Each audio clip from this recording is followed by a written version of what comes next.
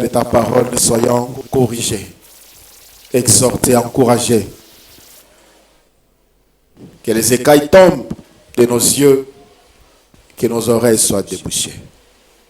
Honore ta parole, Seigneur, et glorifie ton nom. Prends nos cœurs, Seigneur, transforme nos vies. Prends nos cœurs, Seigneur, dépose ta parole, ta vie. Reçois notre dîme, offrande. Reçois nos actions de grâce. C'est au nom de Jésus-Christ, notre Seigneur, que nous avons prié. Nous lirons Daniel chapitre 6.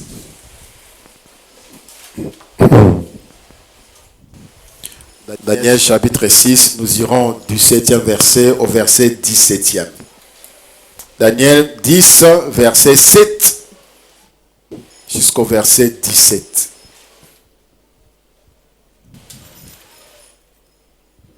La Bible dit: tous les chefs du royaume,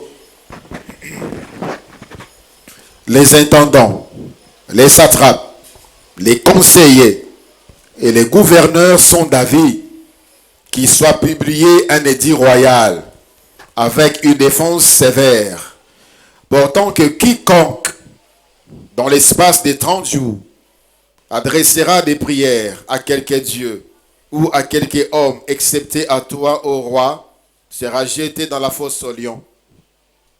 Maintenant, ô roi, confirme la défense et écrit des décrets, afin qu'il soit irrévocable, selon la loi des Mèdes et des Perses, qui est immuable. Là-dessus, le roi Darius écrivit les décrets et la défense. Lorsque Daniel sut que les décrets étaient écrits, il se retira dans sa maison, où les fenêtres de la chambre supérieure étaient ouvertes dans la direction de Jérusalem. Et 3 fois le jour, il se mettait à genoux, il priait et il louait son Dieu comme il le faisait auparavant. Alors ces hommes entrèrent tumultueusement et ils trouvèrent Daniel qui priait et invoquait son Dieu. Puis ils se présentèrent devant le roi et lui dirent au sujet de la défense royale: n'as-tu pas écrit une défense portant que quiconque dans l'espace de 30 jours adressait des prières à quelque Dieu ou à quelque homme, excepté à toi, ô roi, serait jeté dans la fosse aux lions? Le roi répondit: la chose est certaine, selon la loi des Mèdes et des Perses, qui est immuable. Il prit de nouveau la parole et dirent au roi: Daniel, l'un des captifs de Juda, n'a tenu aucun compte de toi, ô roi, ni de la défense que tu as écrite, et il fait sa prière 3 fois le jour. Le roi fut très affligé quand il entendit cela. Il prit à cœur de délivrer Daniel, et jusqu'au coucher du soleil, il s'efforça de les sauver. Mais ces hommes insistèrent auprès du roi et lui dirent: sache, ô roi, que la loi des Mèdes et des Perses exige que toute défense ou tout décret confirmé par le roi soit irrévocable. Alors le roi donna l'ordre qu'on amena Daniel et qu'on le jeta dans la fosse aux lions. Le roi prit la parole et dit à Daniel: puisse ton Dieu, que tu sers avec persévérance, te délivrer. On apporta une pierre et on l'a mis sur l'ouverture de la fosse. Le roi la scella de son anneau et de l'anneau de ses grands, afin que rien ne fût changé à l'égard de Daniel. Parole du Seigneur. Bien-aimés dans le Seigneur, bonjour. Que la paix du Seigneur soit dans vos cœurs. Mais je sens que vous êtes fatigués, alors que nous sommes que le matin. Il n'est que 10 heures. Vous êtes fatigués. Je croyais qu'on allait adorer le Seigneur aujourd'hui, qu'on allait vraiment répandre nos cœurs devant son trône. Mais je vous sens fatigués. Quand est-ce qu'on va commencer à adorer le Seigneur en ces lieux? Jusque-là, on n'a pas encore adoré le Seigneur ici. Non. Lorsqu'on adore le Seigneur, sa gloire descend. Quand on adore le Seigneur, les chaînes sont brisées. Lorsqu'on adore le Seigneur, sa présence étant manifeste, on peut dire comme Pierre, Seigneur, il est bon qu'on reste ici, qu'on fasse une tente pour toi, une tente pour Moïse, une tente pour Élie. On ne veut pas quitter la présence de Dieu. Bien-aimés dans le Seigneur, c'est l'une des raisons qui nous amène en ces lieux. Adorer le Seigneur. Oublier les rituels, oublier la routine. Adorer le Seigneur et laissons-nous conduire dans cette atmosphère d'adoration et voir ce que le Seigneur est capable de faire. Et si ici on ne parvient pas à le faire, je me demande, est-ce qu'à la maison on adore le Seigneur? Pourquoi on est lourd comme ça? On est lourd. On pouvait comprendre ici, il faisait très chaud. Et c'était les soirs. On a beaucoup travaillé la journée, mais on vient de se lever. On vient de se lever. On a pris le temps. La deuxième minute, peut-être, et vous êtes fatigué. Il est mis dans le Seigneur. Je vous dis un secret. Commence. Il y a des moments comme ça, ça n'a pas de problème d'ailleurs. Commence à adorer le Seigneur. Et tu verras la présence de Dieu. Et quand la présence de Dieu se manifeste, tes problèmes là trouveront leur solution. Commençons à adorer le Seigneur dans nos cultes. Ne nous cachons pas derrière les cantiques. Une fois les cantiques s'arrêtent, on comprend qu'on n'a rien fait. On était en train de rien faire. Et nous allons voir la différence. Alléluia. Nous commençons aujourd'hui notre séminaire qui a pour thème « Quelle est la loi qui a condamné ta vie ?» Quelle est la loi qui a condamné ta vie? Commençons aujourd'hui, nous irons jusqu'au vendredi 26 novembre, le soir de 17h30 à 19h30. Quelle est la loi qui a condamné ta vie? C'est une question que le Seigneur nous pose. Et le Seigneur nous aide à trouver la réponse au travers des enseignements. Le Seigneur va nous enseigner et nous allons comprendre quelle est la loi qui nous avait condamnés. Non seulement il pose la question pour qu'il soit au courant, il est au courant de tout. S'il nous pose la question, c'est pour nous réveiller. Nous pousser à sonder, à rentrer à nous et à voir comment ce que nous vivons. Et à la fin, c'est lui-même qui viendra nous donner la solution à nos problèmes. Alléluia. Et le passage que nous venons de lire, il y a une loi, la loi des Mèdes et des Perses, qui est irrévocable et immuable. C'est-à-dire, ça ne change pas. Et une fois promulgué, ça ne change pas aux alanani, aux alanani. Et Daniel était condamné. On l'a pris, on l'a jeté dans la fosse au lion. Mais cette loi qui est immuable, qui est irrévocable, signée par les rois, n'a pas autorité sur le roi des rois. Peu importe la loi, peu importe la personne qui t'a condamné devant notre Seigneur, la solution est là. La libération est possible. La restauration est possible. Le rétablissement est possible. Cet homme qui fut jeté dans la fosse au lion, y a été, et quand il est sorti, le roi l'a encore élevé. Bien-aimé dans le Seigneur veut marquer la différence dans ta vie. Le Seigneur veut restaurer dans ta vie. Le Seigneur veut qu'au travers de ta vie, les gens disent qu'il existe. Les gens disent qu'aucune loi ne peut contraindre la loi de notre Dieu. Et c'est celui-là, cette loi-là, qui doit nous régir. Alléluia. Et le roi avait du mal à annuler les décrets. Mais le Seigneur Jésus, pas qu'il a annulé les décrets, mais il s'est levé comme les lions de la tribu de Juda. Et Daniel fut sorti. Et ses ennemis étaient dans la confusion. Que le Seigneur mette la confusion dans les camps de tous tes adversaires. Et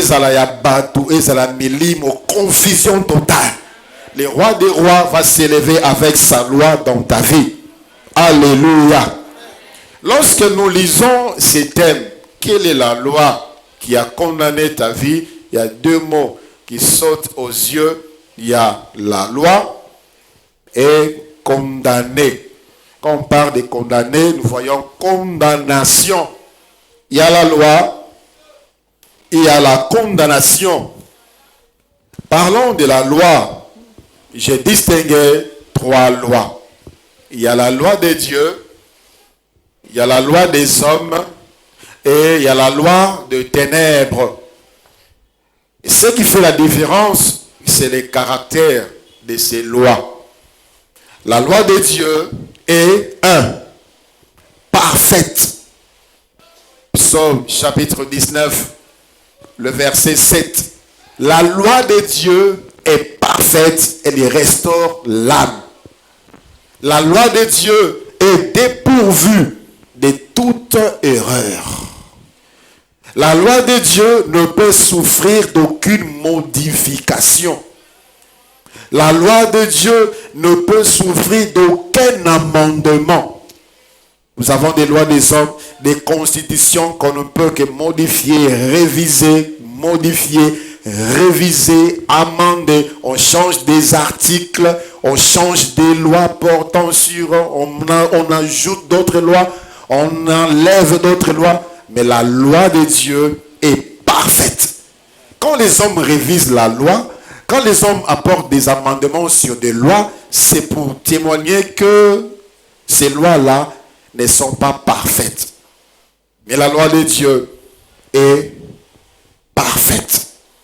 Alléluia. La loi de Dieu est juste. Jérémie chapitre 11, le verset 20. Ésaïe chapitre 30, le verset 18. Ésaïe 58, le verset 1. Nous aurons tout le temps de lire et d'étudier ces versets pendant tous ces 10 jours et prier. Ces versets que je viens de citer nous parlent de la justice de la loi de Dieu. La loi de Dieu s'applique dans la justice, pas dans les humeurs, pas selon le personne. La loi de Dieu est juste. Si la loi de Dieu te condamne, c'est parce que tu as enfreint la loi. Ce n'est pas le cas des lois des hommes ou des lois des ténèbres. Et ça n'a pas de mingi, dans la prison, les lots, ça les lots côté. C'est tout simplement l'injustice. Il y a de ceux-là qui sont en liberté, devaient être en prison, mais à cause de l'injustice de la loi des hommes, ils sont en liberté.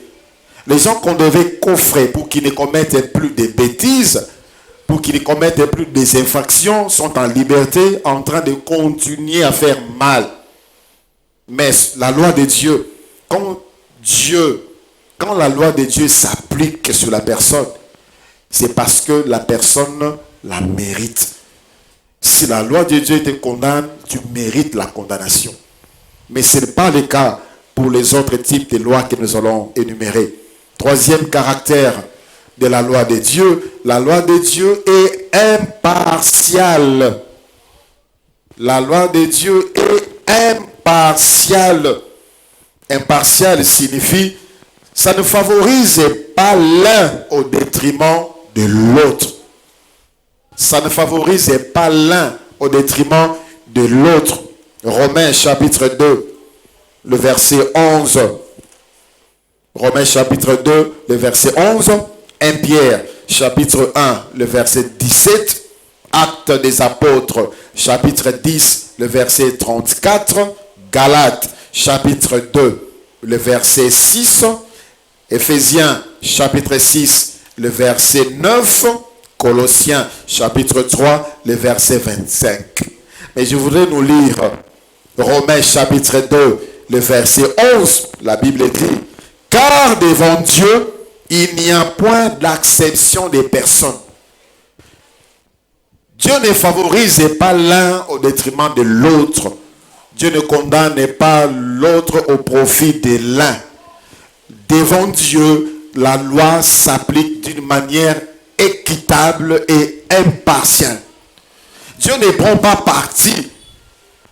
Il y a même ses propres enfants, les enfants de Dieu, devant ceux qui ne connaissent même pas Dieu. Mais si Dieu doit appliquer la justice, il va trancher pour celui qui a raison. Impartial. Aujourd'hui, dans la justice des hommes, on donne raison parce qu'on a corrompu. On donne raison parce que c'est mon ami, parce que c'est mon frère, parce que c'est mon beau-frère. On lui donne raison. Impartialité. On a tenu compte d'apparence. On a tenu compte d'appartenance politique, tribale. On a tenu compte d'appartenance de communauté. Et on rend justice. Mais la loi de Dieu, devant Dieu, il n'y a pas d'acception. Alléluia. Tu marches dans l'intégrité. Une fois que tu tombes sur la loi, la sentence sera la même que celui qui n'a jamais connu Dieu. Impartial. Pire Nzambe azalakate. Nous avons vu dans la Bible des hommes que Dieu a inventés, des hommes tels que Moïse.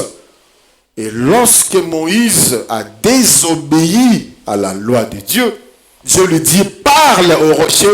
Moïse a frappé des fois. Dieu dit: au côte à thé. Au côte à thé. C'est fini pour toi la course. Tu vas mourir ici. Pas de favoritisme chez Dieu. Deuxième loi, la loi des hommes. Chaque nation a ses lois. Et la loi des lois de chaque nation est appelée constitution. Et en dehors de la constitution, il y a d'autres lois. Il y a des codes de la famille, il y a des codes de ceci, il y a des codes de cela. Il y a des règlements d'ordre intérieur des entreprises, des sociétés, ainsi de suite. Tout cet ensemble forme ce que moi j'appelle la loi des hommes. Chaque famille, chaque tribu, chaque clan a également ses lois, ses règles, ses us et coutumes. C'est également une loi. Dans Genèse chapitre 29, le verset 26. Genèse chapitre 29,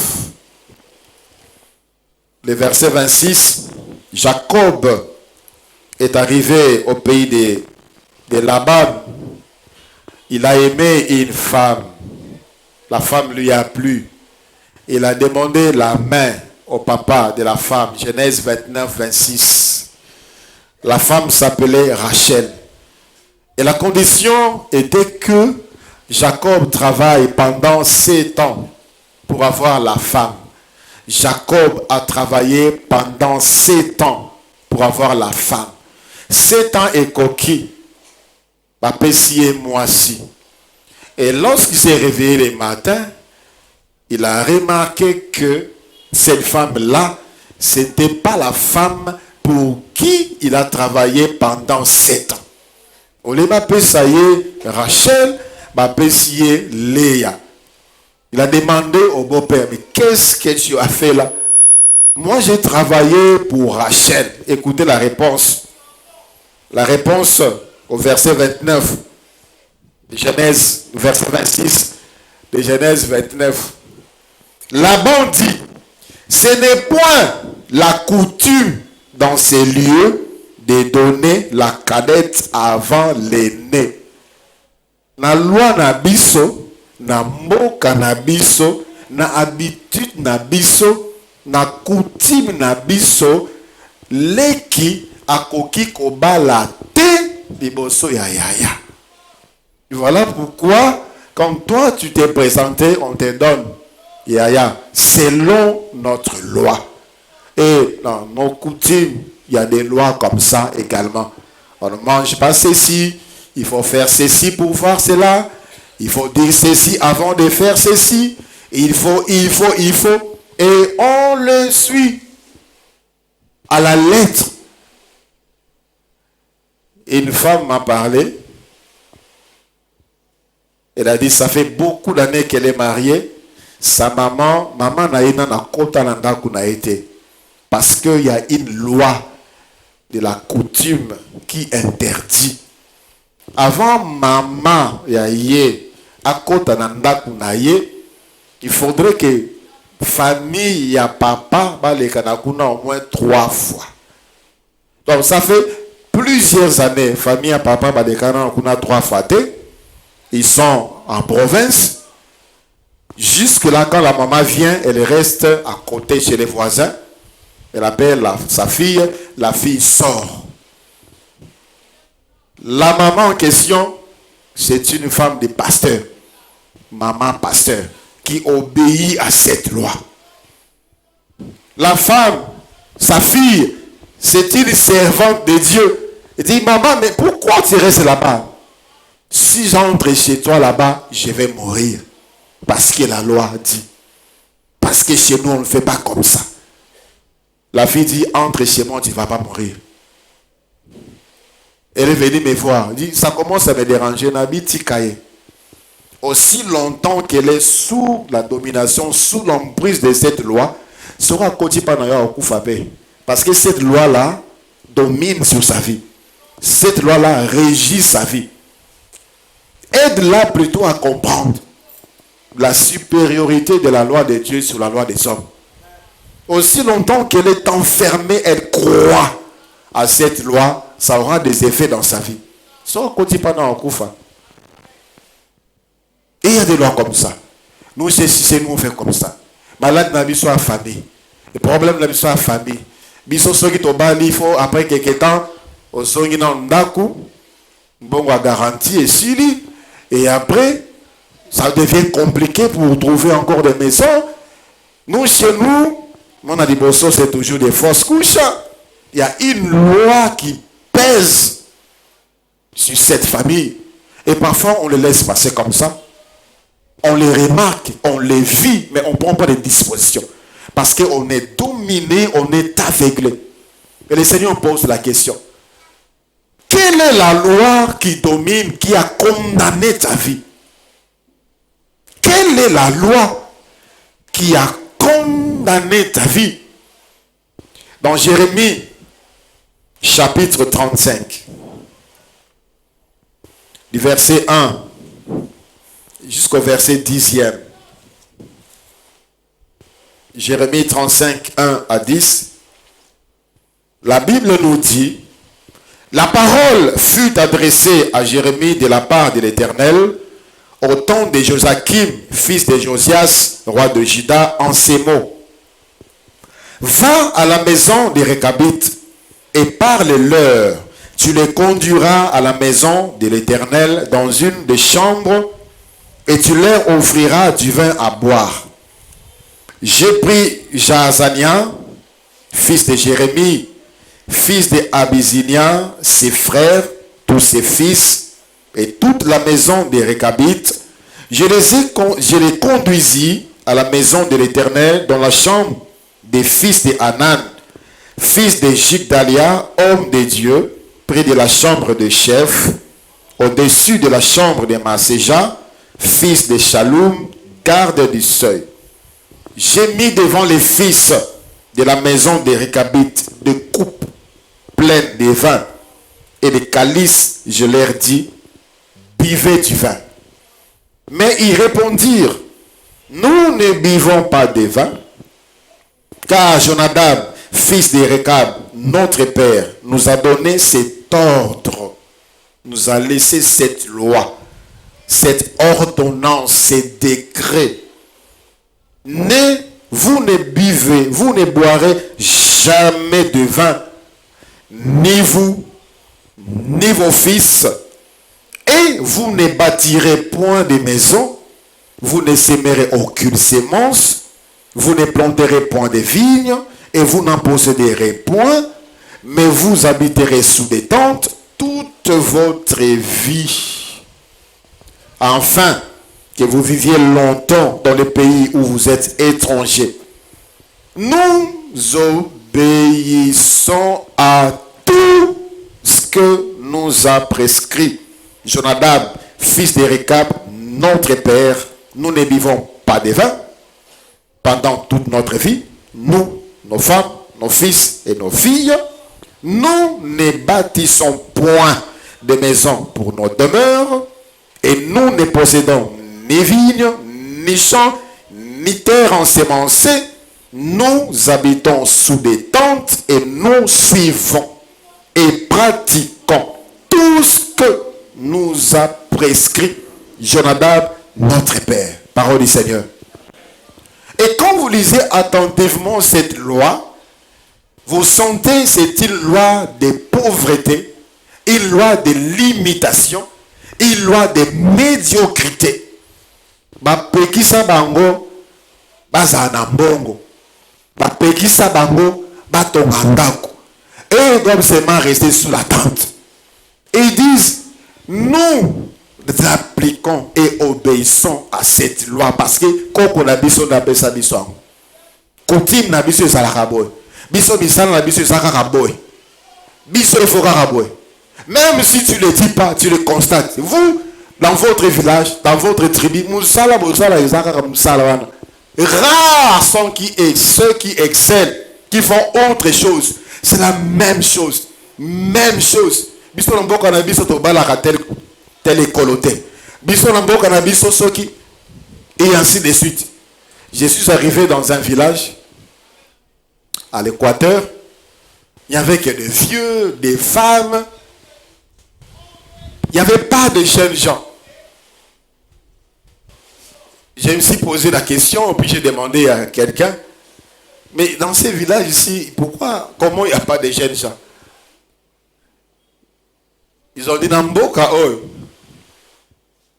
ceux qui ont sali bilanga, 1 hectare au Koufi. 1 hectare. 1 hectare pour avoir au moins 25 sacs de maïs au Koufi. C'est-à-dire ici, tout le monde doit être pauvre. Alors les jeunes qui ont compris cela,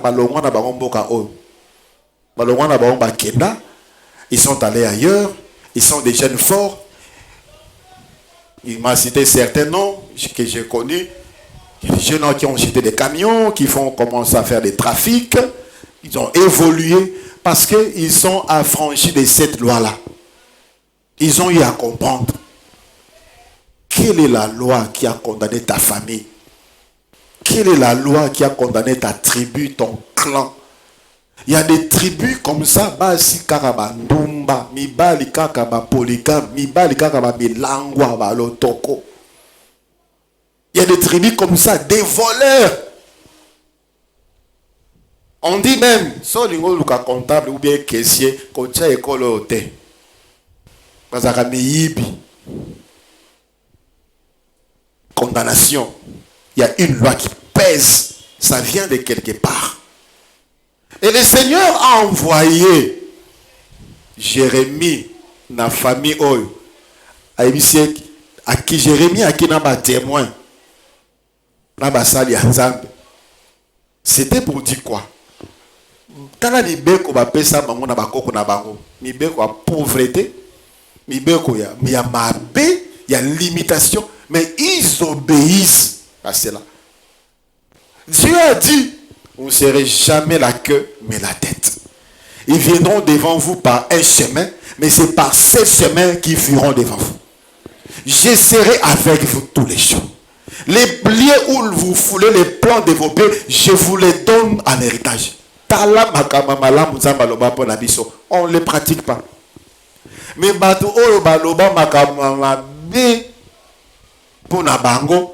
ils sont fidèles. Les fils des Récabites sont fidèles. Ils obéissent à la parole de leurs ancêtres. Mais Israël ne veut pas obéir à ma parole. Et Israël vit dans la pauvreté.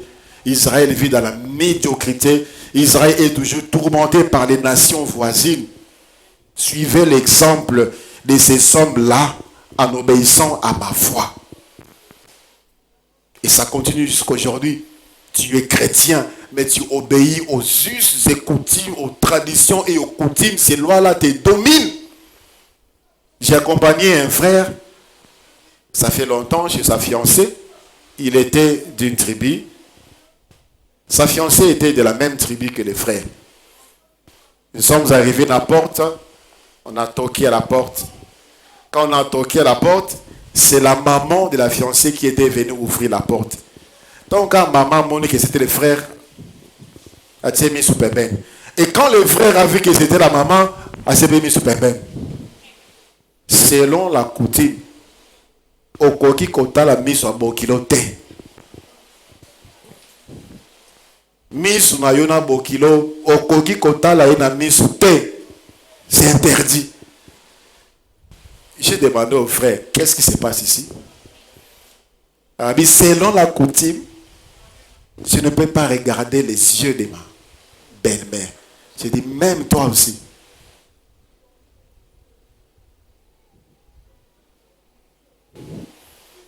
Bien-aimé dans le Seigneur, quand tu obéis à ce genre de choses, tu es condamné. Si tu es issu d'une famille qui obéit de génération en génération à ces lois, tu es condamné. Mais, une bonne nouvelle, le Seigneur est venu nous affranchir. Alléluia. Il y a beaucoup de pratiques au toye bakate. Beaucoup de pratiques, on croit que ce sont juste des pratiques, ce sont juste, mais ça a des impacts. Spirituellement, ça a des impacts. Des choses qu'on a fait à la naissance. Ce qui m'a dit, la botami, il faut maman ya mobali aya, maman mobali azwa sosa ya mobali, soso atambolaka akatie kingu, asale soki ndenge nini azuma kila pakoli mwana, soki surtout soki mwana na botami azwa na mobali. Un frère, un bon frère a eu des problèmes sérieux avec ses parents. Ses parents avaient des moyens et ma somandaku cadeau la pesi moi na bango mobali moi liboso tanga bali et moi na aboti moi na liboso pe moi na mobali. Les parents sont venus avec cette loi là. Le frère dit, papa, maman, avec tout le respect que je vous dois, moi je suis chrétien, je ne crois pas à cette pratique là. On a tout fait pour toi et si nous sommes ici, si nous sommes comme ça, c'est parce que c'est cette loi-là. Au bisoto appliquant, est-ce que tu koufa? Et n'est-ce pas que tu as bien? C'est pour ton bonheur. C'est pour le bonheur de ton fils. Je dis, je ne ferai pas ça. Torbanayo supanayo te. Torbanayo supanayo te. Bosanabiso. La Bible dit, si ton père et ta mère t'abandonnent, moi l'Éternel, je ne t'abandonnerai jamais. Je ne t'abandonnerai jamais. Pour des bonnes causes. Pour des bonnes causes. Des pratiques liées à la naissance, des pratiques liées au mariage, des lois liées à la mort, des lois liées à l'enterrement. Toutes ces choses-là bloquent, condamnent les gens. Ceux qui vous parlent de il faut faire ceci selon la loi. Moi, si il faut faire ceci selon la loi. Ceux qui m'ont dit, moi, les bossos, moi, c'est comme s'ils ont mis des choses là. Il y a des choses qu'on doit faire. Il y a des choses qu'on doit faire à la morgue. Il y a des choses qu'on doit faire sur les corps du mort. Il y a des choses qu'on doit faire au cimetière. Il y a des paroles qu'on doit dire. Selon Nambo Cannabis et Salakaboy. Ça, c'est la loi des hommes. Et la loi des hommes, et il y a une grande partie influencée par la loi des ténèbres. La loi des ténèbres prend a une très grande influence sur la loi des hommes. Matthieu chapitre 15, versets 1 et 3. Matthieu chapitre 15, versets 1 et 3. Alors les pharisiens et des scribes vinrent de Jérusalem auprès de Jésus et dirent: pourquoi tes disciples transgressent-ils la tradition des anciens, car ils ne se lavent pas les mains quand ils préparent leur repas? Jésus leur répondit: et vous, pourquoi transgressez-vous les commandements de Dieu au profit de votre tradition? On met en avant la loi de notre tradition, de notre coutume. La parole de Dieu est reléguée au second plan. Ici, il y a reconnaissance de l'existence de la loi des hommes au milieu d'Israël, au milieu du peuple de Dieu. Les caractères de la loi des hommes. 1. La loi des hommes est injuste. La loi des hommes est injuste. Est injuste.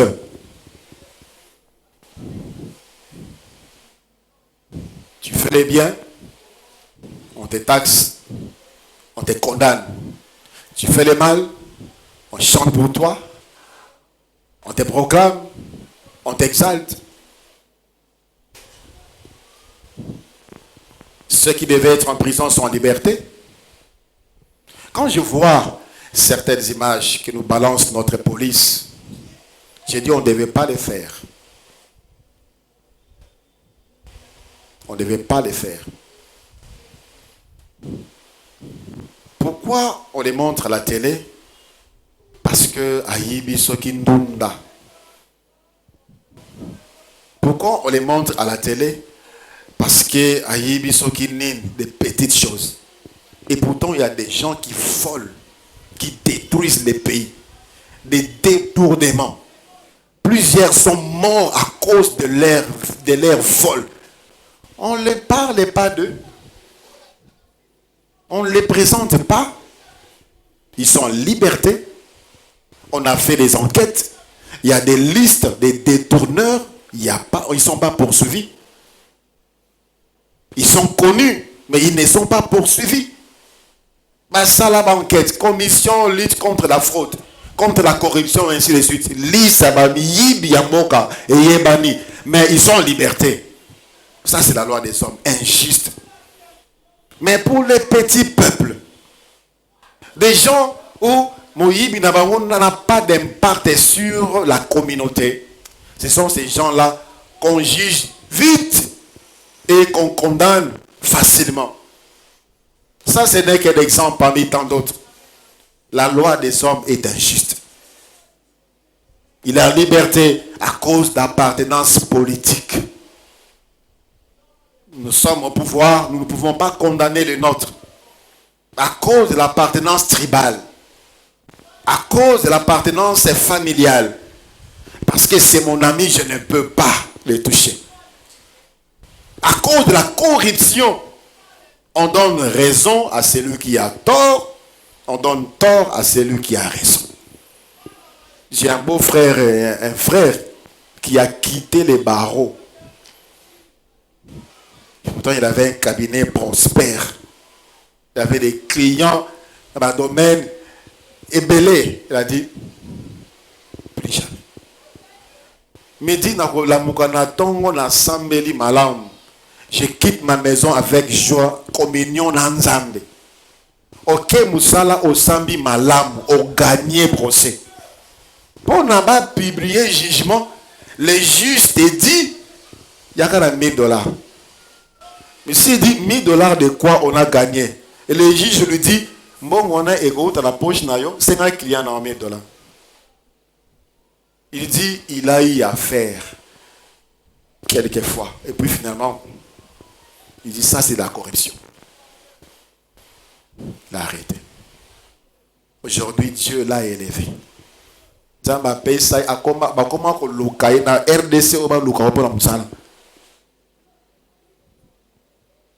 Il a autant de postes, autant de consultance à gauche, consultance à droite. Dieu honore ceux qui l'honorent. Je ne te dis pas d'abandonner ton travail. Sosola. Sosola. La loi est injuste. La loi des hommes. Mais la loi de Dieu est parfaite. Alléluia. Deuxième caractère, la loi des hommes est imparfaite. Voilà pourquoi il y a des amendements, voilà pourquoi il y a des avenants, voilà pourquoi il y a des révisions, voilà pourquoi il y a des modifications, parce qu'on se rend compte qu'on arrange. Non, on arrange. Et voilà pourquoi ils disent eux-mêmes, ce qui n'est pas interdit, ce qui n'est pas écrit, n'est pas interdit. Pourquoi? Parce qu'il avance quelque chose qui ne se trouve même pas dans la loi. On dit, mais ça, ce qui n'est pas écrit n'est pas interdit. Une loi imparfaite. Mais la loi de Dieu est parfaite. Troisième caractère de la loi des hommes. La loi des hommes est partiale. Partiale. C'est-à-dire, ça prend parti pour ou contre quelqu'un sans aucun souci d'objectivité. Waza piringa, waza ndekonanga, waza camarade nanga, non jamais équipe koyate, bendele koyate, lui doit toujours être là. Bien qu'on a vu qu'il doit quitter. Chez mes frères, il est responsable des ressources humaines dans un ministère. Alors, il avait embauché plusieurs frères de l'église. Il y avait une loi qui était sortie. C'est lui qui ne se présente pas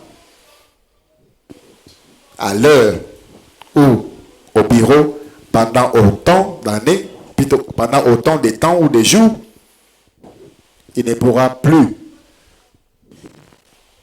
continuer à travailler au ministère. Il y avait des frères de l'église. Ça, les thèses à la royer lundi, royer samedi, dès qu'on a vu ça, ça ne va rien faire. Et ça, ma frère, si vous ne vous conformez pas à cette loi, vous êtes viré. D'autres disaient, allons là-bas. Je dis, tu as très bien fait. Tu as très bien fait. Tu dois être juste, impartial. Vous devez comprendre, ils doivent comprendre que là-bas, ce n'est pas l'église. C'est le travail. Quatrième caractère. La loi des hommes est impie. Par moment. Impie. Dépourvu de toute piété. Tout sens de moralité. La loi sur l'homosexualité. Il y a des pays où on a légalisé l'homosexualité. Il y a des pays où on a légalisé la zoophilie. Donc, nyama, na mundu, bakoki ko balana. Vous passez aussi devant l'autorité de l'état civil et on déclare des choses sur vous. Et on trouve ça juste. La loi sur l'avortement. Ça, c'est le maître. Il y a beaucoup de lois, beaucoup. La loi sur l'euthanasie. Aider quelqu'un à mourir. Parce qu'il a beaucoup souffert. Aidez-le à mourir. Bien-aimé dans le Seigneur, la Bible dit, pour tout celui qui vit, il y a de l'espérance. Les médecins, ce ne sont pas eux qui donnent la vie. Oh, quand on a bino, C'est désespéré, il lui reste 2 jours de vie, il faut seulement débrancher. Tu dois signer. Tu n'as pas pouvoir de ôter la vie.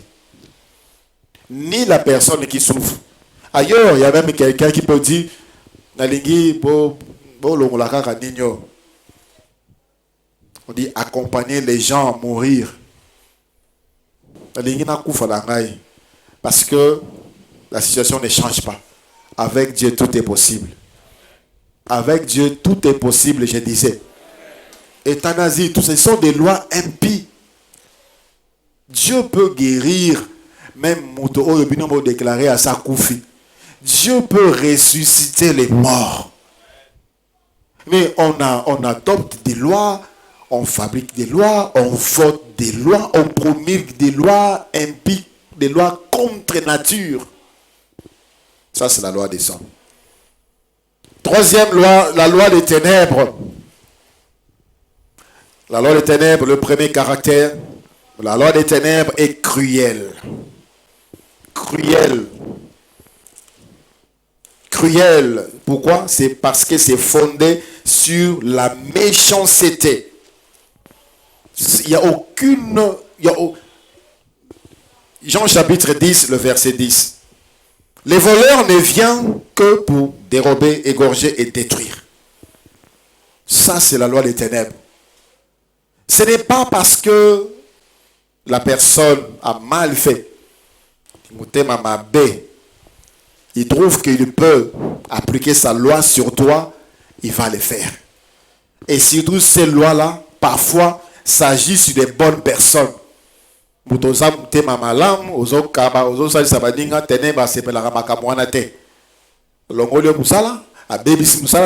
combattre santé à problème et ainsi de suite. Il a appliqué sa loi sur toi. C'est cruel, c'est méchant. Deuxième caractère, la loi des ténèbres est dépourvue de la justice. Il n'y a rien, ils ne le font pas parce que c'est juste ou ce n'est pas juste. C'est tout simplement parce que la fondation, c'est la méchanceté. Et ça, c'était la loi. Quelle est la loi qui a condamné ta vie?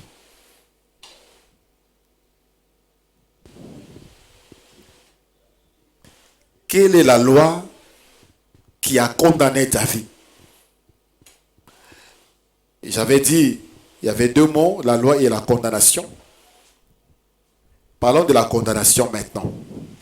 Quand on parle de condamnation, on voit, l'accusé. L'accusé ou les prévenus, selon les termes juridiques. Le prévenu, Moto Bakufundi, l'accusé. L'accusé, c'est toi. B, l'accusateur. Quand on parle de condamnation, on voit l'accusé, on voit l'accusateur. Moto Azo Funda.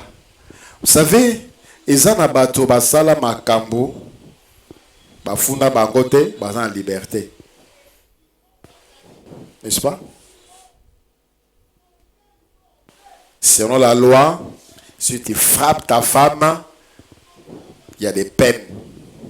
Moi, si tu as funda ote, tu es libre. Selon la loi, les cas de viol, c'est 9 ans minimum.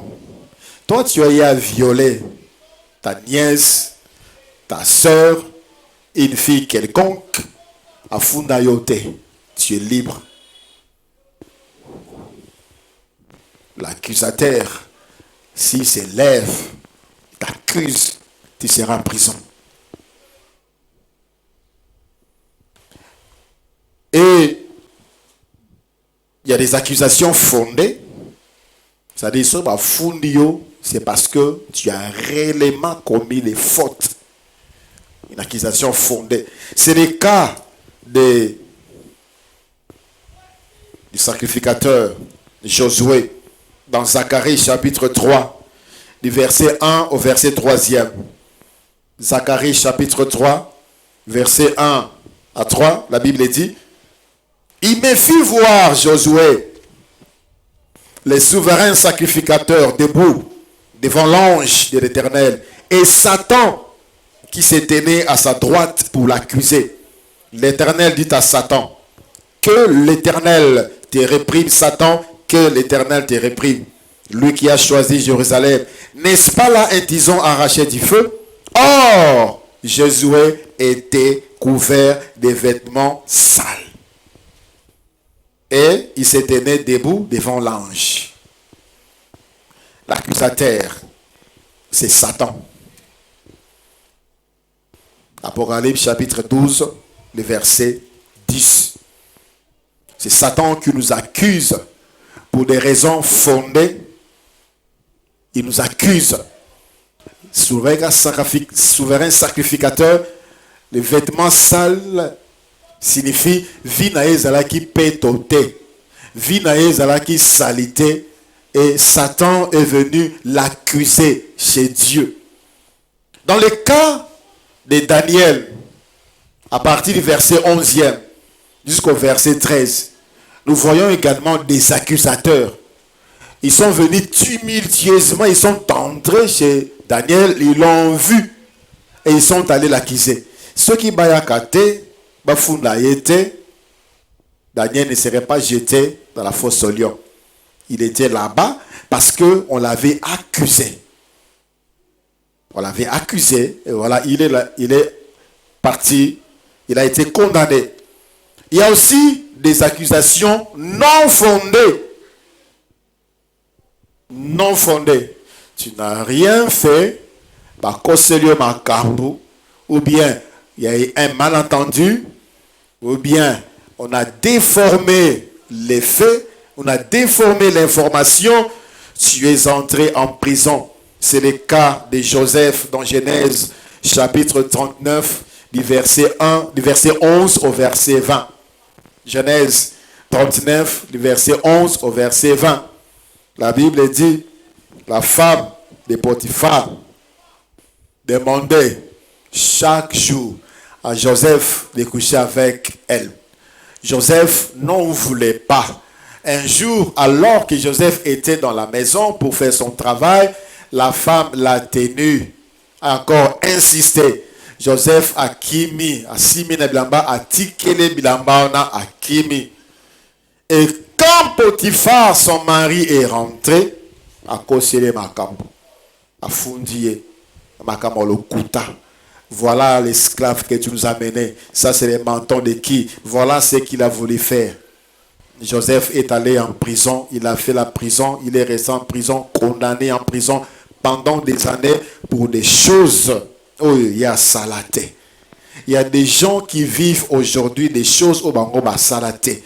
Ba chose ba papa ba sala, ba chose ba koko ba sala, et qui pèsent sur vous, qui vous condamne même, vous, les innocents.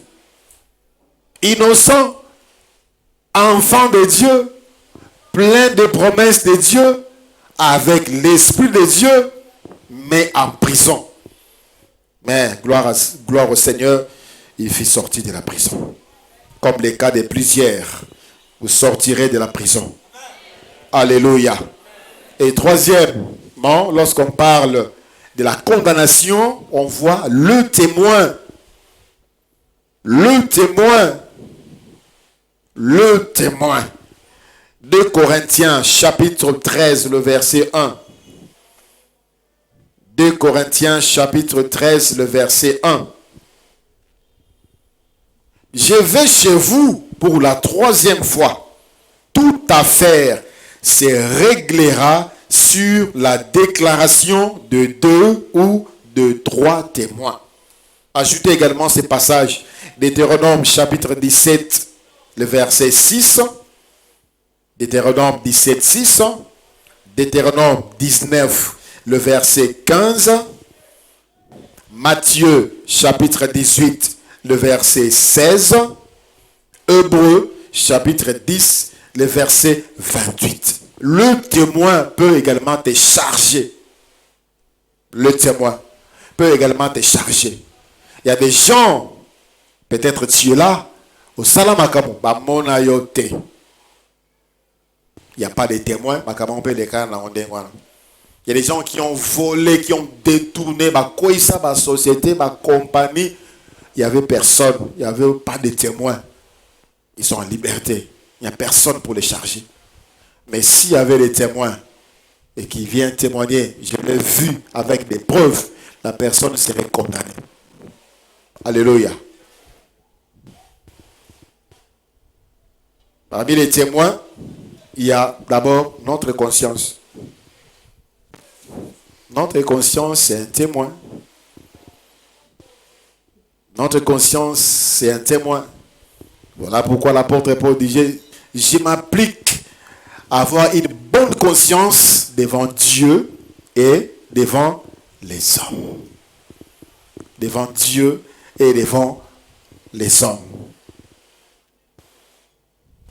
Il y a des faux témoins qui apportent des faux témoignages également. Dans le cas du procès du Seigneur Jésus-Christ, ils ont ramassé des témoins pour dire, il avait dit ceci, il avait dit ceci, il avait dit ceci. Juste, qu'est-ce qu'ils cherchaient? Condamner le Seigneur Jésus-Christ. Nous allons parler des témoins. Je voulais revenir en arrière pour parler de l'accusation. Oui, le diable accuse, c'est lui l'accusateur. La parole de Dieu également accuse. Jean, chapitre 5. Le verset 45. Jean chapitre 5, le verset 45. La Bible dit, ne pensez pas que moi je vous accuserai devant le Père. Celui qui vous accuse, c'est Moïse, en qui vous avez mis votre espérance. Quand on voit Moïse, on parle de la loi. Le livre de la loi est appelé également Moïse, ou bien les livres de Moïse. Quand dans l'histoire de l'enfant du pauvre Lazare et de l'homme riche, Abraham a dit, ils ont Moïse et les prophètes. Moïse, c'est la première partie du Torah, les livres de la loi. Ils ont prophètes, c'est-à-dire tout le reste des livres jusqu'à Malachie. C'est comme cela qu'on définit la parole de Dieu. Quand on parle de Moïse, on parle des livres de la loi. Ici, le Seigneur dit, ce n'est pas moi qui vais vous accuser, c'est la parole de Dieu. Parce qu'il venait et dit, Moïse a dit ceci dans la parole. Moïse a dit ceci dans la parole. Et toi, tu dis quoi? Moïse nous a recommandé ceci. Et toi, tu dis quoi? Ce n'est pas moi qui vais vous condamner, c'est cette parole-là. Lorsque le Seigneur va nous interpeller, c'est la parole de Dieu qui va dire, tu avais entendu. Tu avais entendu. Ta conscience, la parole, tu avais entendu. Mais tu n'avais pas appliqué.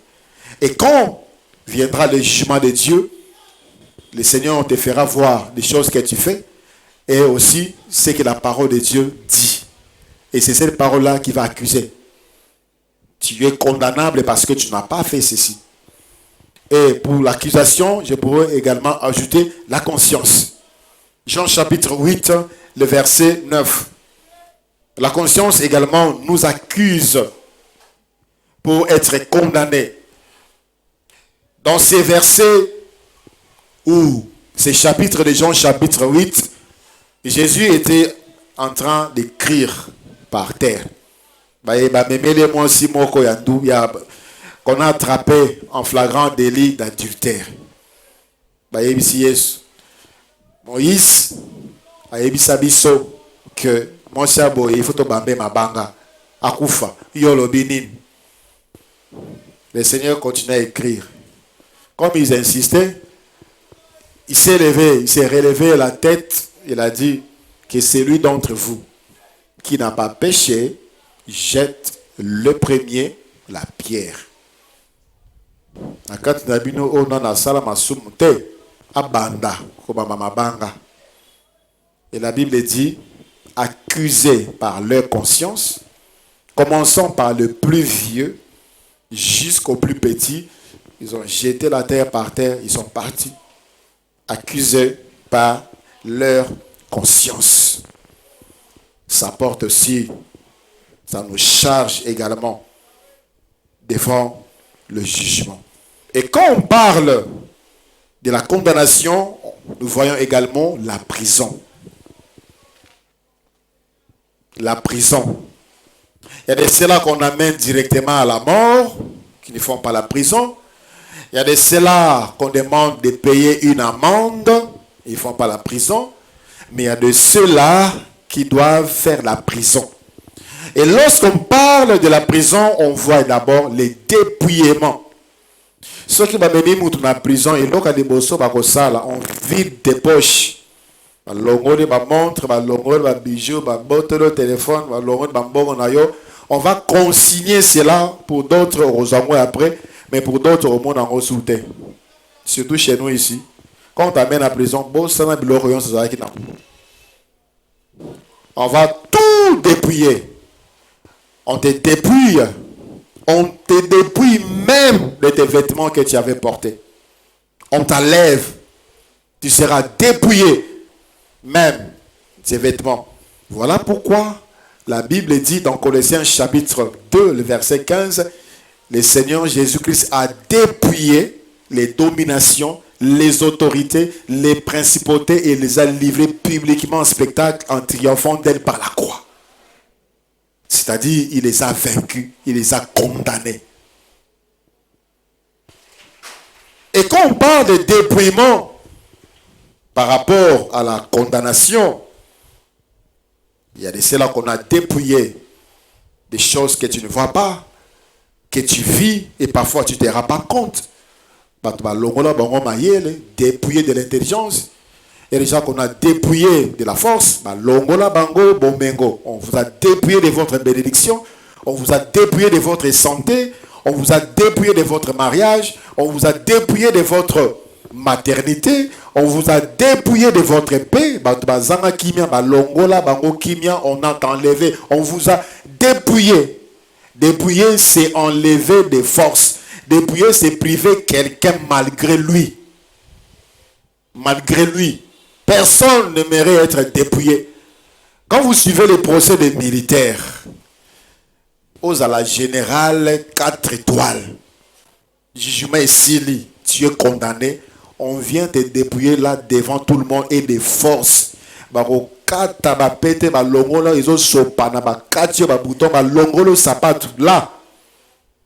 devant tout le monde, ceux qui jugent, peu importe niveau na yo commis. C'est ce que le Seigneur a donné comme exemple dans Colossiens 2,15. Il a dépouillé et livré publiquement en spectacle.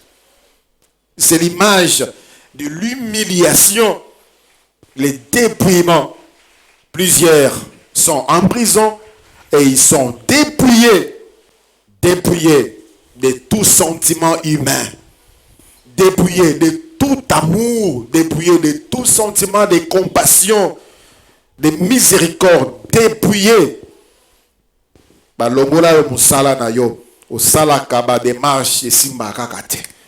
Cette fois-ci, ça va marcher. Dépouillé. Et quand nous lisons aussi la Bible, nous rentrons dans Genèse. Et je vais encore rappeler la première loi que Dieu a donnée à l'homme. C'était au jardin d'Éden. Genèse chapitre 2, versets 16 et 17. Tu mangeras de tous les fruits qui se trouvent ici dans le jardin. Mais les fruits et l'arbre de la connaissance du bien et du mal, tu n'en mangeras pas. Le jour où tu mangeras, tu seras passible de mort. C'était une et unique loi que Dieu avait donnée à l'homme. Et l'homme était tombé, l'homme avait désobéi à cette loi. Adam et Ève étaient dépouillés.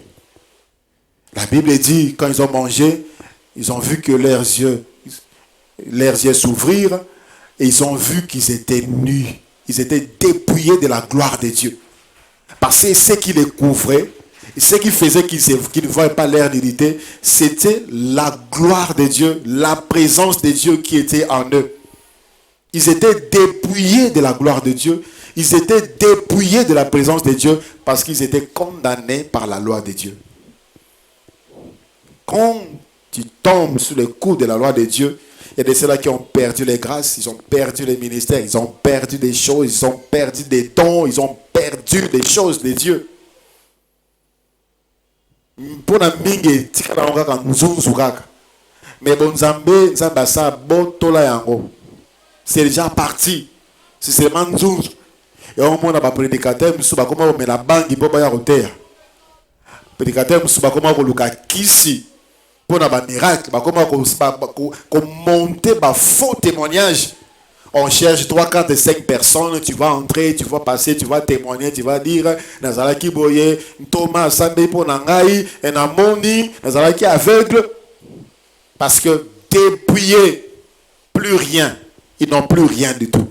Ça, c'est tu es déjà dans la prison.